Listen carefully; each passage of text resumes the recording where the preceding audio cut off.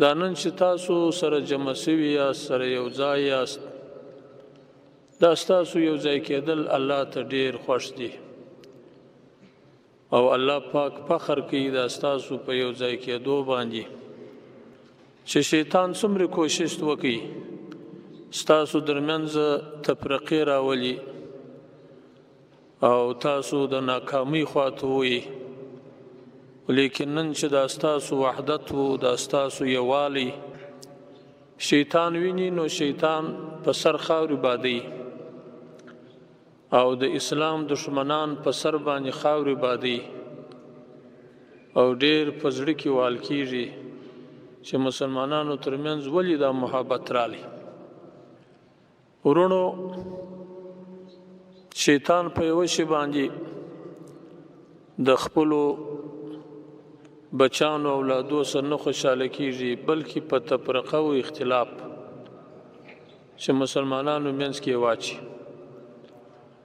نو نن چې تاسو په دې اجتماع کې جمع سوي یاست، شیطان او د دین دشمنانو ته مو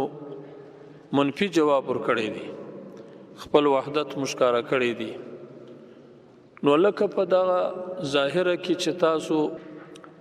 دا محبت معلومیږي او بدنونه مو سره نږدې دي،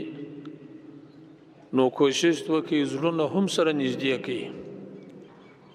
او په زړو کې یو د بل سره مینه پیدا کړئ، محبت پیدا کړئ، مابینځ کې جوړې وکړئ،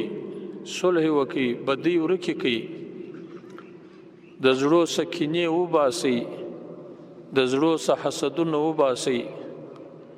او یو بل ته عفو وکړئ. خامخا به ستاسو ترمنځ